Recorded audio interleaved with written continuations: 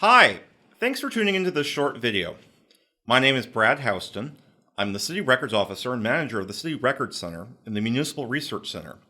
Today I'm going to talk to you about managing your office's records. And I actually felt your eyes glazing over through my computer screen when I said that. But it really is important, because good records keeping keeps city government and elected officials accountable to the public. But it also helps you do your job more effectively and efficiently. I think we've all been frustrated because we can't find a piece of information we need to answer a question, or because we don't have record of a customer or constituent, even though we know we've talked to them before.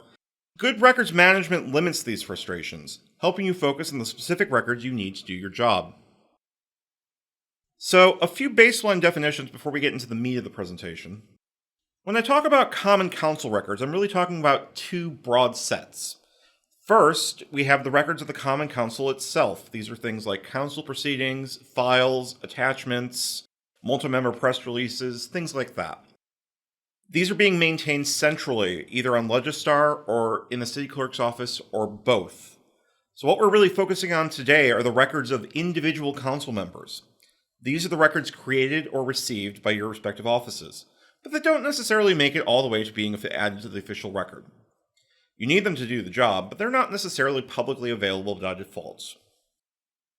That said, because council members are public officials acting as authorities, those records are still subject to public records law. There are a lot of exceptions and whatabouts to that pronouncement, but in general, any record being created by a council member or on their behalf is at least potentially subject to disclosure, and is always subject to requirements for retention and disposition. In other words, how long to keep records and what to do with them after that. This sort of begs the question, what do you mean by record anyway? Well, the public records law has a definition of record that manages to be both vague and complex, so let's strip it to its essentials. It's any document in any format used to conduct city business. So this can be a formal letter to the department head, an email to and from a constituent, a recording of a town hall meeting. If you're using it to make a decision or document a transaction, it's a record and needs to be treated like one. Now, that's super broad, but there are some pretty significant exceptions to recordness. Top of that list, we have notes and drafts intended for personal use only, or created on behalf of your direct supervisor. So if you, a legislative aide, are directed to draft something for your alder for his or her reference, that isn't necessarily a record, but if you share it with other staff, or if the alder shares it with other staffs, it becomes one. Second major exception is envelopes and routing slips. This is pretty straightforward. You don't need to save the envelope a document comes in, or a slip that people are asked to initial when they receive a document. I hear a number of you breathing enormous sighs of relief on this one. Third major exception is personal material. In other words, anything that is not directly related to the job as an alder or a legislative aide. So when you're using your computer for the limited personal use allowed by the acceptable use policy, the emails that come out of that aren't necessarily records. Having said all this, because council members are the top legislative officials for the city of Milwaukee, there's additional interest in and scrutiny of the records they create. So if you ask me or Terry or Jim whether something is a record or not under these criteria, we might say yes when we would say no for any other city employee. So if it's in doubt, treat it as a record until you get official confirmation otherwise. In addition to the three statutory exceptions I just mentioned, there's a big group of other documents you're probably creating that you don't necessarily need to hold on to. I see this stuff come through all the time when screening alders documents for the archives. Things like Legistar printouts, pristine copies of budget packets, board minutes for an external board that the alder is on, CC documents. The thing is, with these records, somebody else is already holding on to these. So files on Legistar, for example, are all being exported on a regular basis to our electronic repository and saved forever.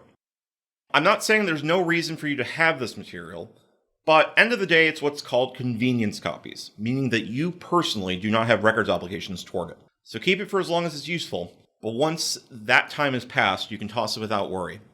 From convenience copies, we finally get to retention rules for records you are responsible for. Now, for this category, there's just a lot of records that do have records value, but not for very long. First two, for example, telecommunication logs and transitory correspondence. These are things like acknowledging that someone is called, or answering a yes-no question, or trying to figure out when you're going to have a meeting. They do document an action, but after the event to which they refer takes place, there's almost no value to them. So those can get thrown out relatively quickly. Same thing with survey response instruments. You would not believe how many survey postcards end up in boxes. Almost all of them end up getting tossed. You can save us a step and yourself some storage space by tossing them yourself once the survey has been compiled. If there's interesting commentary in any of the cards, move them to the related project file instead of just keeping all of them. Incidentally, because Jim didn't know when I showed this to him, the bug here is a mayfly, another creature that is born and dies quickly, like should be happening with these records. So what's left is the archival records of your office. These are records that are going to be of interest either to your future self, your successor, or future researcher. All of these types of archival record have different series, but all of them will eventually be sent to the City Record Center for archiving, so I'm listing them here all at once. I won't go into too much detail, other than to say that if you have a letter email exchange with someone dealing with a particular business, department, or general topic, the probability that it will be archival is very high. Remember the bit from earlier about public officials being held to a higher standard. I do want to note that even though I just said not to keep Legistar printouts, if your alder is one of those people who scribbles all over their budget printouts, or you have attachments that don't make it into the official file, those do constitute records, and we do want to see those because they shine a light into governmental process that isn't available anywhere else. Okay, so those are the big three. Now, what do you do with them? I've seen offices in my career that just take every piece of paper and shove them all into a drawer without identifying information. Please do not be that office. Instead, when you have records, think about how you want to organize them in a way that makes sense for you. If you're lucky, your predecessor in office will have left you an organizational scheme that you can borrow. If they didn't, you want to ask yourself, how am I going to want to get access to these later? So if you're keeping files about businesses in your district, you probably want to organize by business name.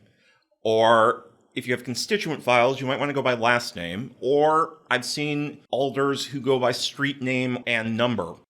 However you deal with constituents, however you deal with businesses, whatever you pick, stick to it. Which in this context means adding new records to your filing system as soon as they are created. You think you'll get back to them later? I promise you, you will not, or you will be so overwhelmed by your in-pile, you'll just keep putting it off. So doing a little bit of it at a time is very important here. I also advise you to keep different record series separate for a couple of reasons. One, it helps you know what you have. So if you have development files in one cabinet and city departments correspondence in another, you won't spend as much time looking for a given file. The other reason is that when it's time to destroy records, you can grab entire series at once with similar destruction dates, rather than hunting through everything for individual folders or documents that have met retention. Regardless, it's a good idea to keep an inventory of what you have in a separate document. That helps remind you about records for which retention is coming up, and it makes it easier to insert new records. There will come a point at which you simply are overwhelmed by the amount of records you have in your office, at which you need to destroy a bunch of records, but you don't know which or how. That's where City Records comes in. We are the city's official records repository, which means that when a city office, including yours, needs to hold on to some records for longer than their office space allows, we will hold on to them for you, and then dispose of or archive them as appropriate. Once we have the records, they're more likely to actually be around if you need them too. You already know that you can get general information from the Municipal Research Library, but if you need to look at records from your office from a while ago, we can also pull those for you. City Records is also where we keep copies of the old legislative files, so if you need a copy of a file from 1980, we're your people. In most cases, if you're sending down to City Records, what you're sending is archival in nature. Getting stuff together for the Record Center is something that we recommend you do about once a year. Just go through your files and ask yourself, have we looked at this regularly in the last 6 months? If the answer is no, that's a pretty good indicator that can safely come downstairs. We ask that you put as much of what you have to send in folders, labeled with their contents, and that the folders are in Record Center boxes. If you do need those, let us know and we can provide them. We have some helpful file drawer to box conversion numbers on the slide. Let me reiterate one of the subpoints here. There is no affirmative requirement to print out any electronic record solely for the purpose of filing it for the archives. There may be other reasons to print emails and such, but for retention purposes, we want the electronic. So once you've done that, we'll have you fill out a box list, which is basically a box version of your file inventory. So what's in the boxes you filled and the dates the files in each box are from. For the transfer itself, you'll generally want to route that through Terry, so she has a record of everything that's come down to us. But if you want to make the transfers directly, that's fine too. Our staff will come up and grab the boxes for you, after which they'll go into our system for tracking and retention. For some record series, you may also want to include a list of the folders in the given box. So this is really good for something like subject files or project files when you have a lot of different topics that don't necessarily relate to each other. The reason you want to give us a folder list is so that if you have to refer to something later, you can tell us specifically what folder you need from what box, and we can pull the information directly from there. Now, on the other hand, you sometimes have folders that are all the correspondence over a given date range organized by alphabet, or, all of the addresses on a street, and it might be tedious to type all of those out. You know what? That's fine too. If you give us a range, say box 1 has correspondence A through F from 2019, we can make that work in our system as well. The most important thing is that your box listings have a date of the most recent record in them, so that we can properly calculate retention periods. About that, what we do with archival records down in City Records is store them for internal use only until such time as one of our archivally trained staff, or one of the archivists over at the Milwaukee Public Library, has had a chance to review the contents and weed out any non-records or temporary records. This might include what's called sampling, which is maintaining, for example, one file development correspondence out of every 5 sent to us. I need to point out that these records are not opened immediately. So we do want people to be more aware of the archives collections down here, and we will provide folder lists to people who want to know what alders are thinking about. But intellectual control of the records stays with your office by default. Until the alder's been out of office for a year, or the end date of a box is more than 7 years in the past, we will refer all requests to view records up to your office to fulfill or deny. When that open date does come, we'll transfer the records from City Records to the MPL archives, where they'll be made publicly available. I've included a link to a finding aid of a previous council member's records, so you can see an example of what the public might be seeing about what you have. Last, I do want to address the question that I get more than any other, which is this electronic document a record? The answer is yes. Records value is determined by content, not format, meaning that if your office commits something to electrons, it's just as discoverable as it would be if you print and file. So you probably already know that email is a disclosable record under the state records law, but so might be records kept in the Common Council share drive. If your alder uses text messages to communicate with constituents or chats with department heads on Teams, those are also good examples of records that may be discoverable. Holy cow, I hear some of you saying, or something like it. How do I manage all of that? Well, there's a couple of different ways that we can help. One, I can come up and do a survey of your electronic records and provide some tips on managing them effectively. If you have records for the archives that are primarily electronic, you can transfer those via OneDrive or SharePoint. I actually have a Dropbox set up to make it easy for you to drag your archival files and drop them into City Records to be accessioned and organized. The other main thing that helps you with this is there are a lot of these records that don't need any input from you to be captured. So emails, if you have an Outlook calendar for the alder or they're getting correspondence in their Milwaukee.gov account, the city is automatically capturing that. Same goes for anything that you might want to add to a Common Council file. Once it makes the file, it is automatically kept forever. Social media, most of the time you have to go out of your way to get rid of those records. Although it's not a terrible idea to back up your accounts periodically anyway.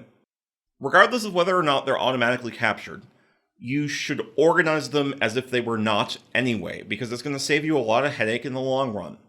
It's much easier to find a particular piece of correspondence if you can narrow it down to a specific topic via a folder, rather than having to keyword search and trying to remember the name or the topic or what have you.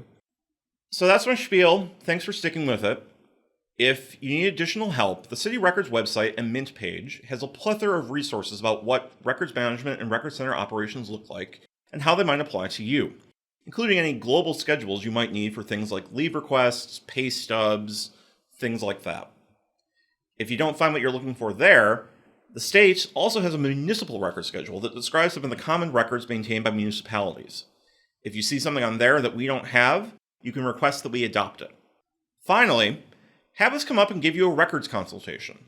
We don't bite, we have lots of experience with confidentiality, and we can help you organize what you're keeping, what you're tossing, and everything in between. Thanks for watching!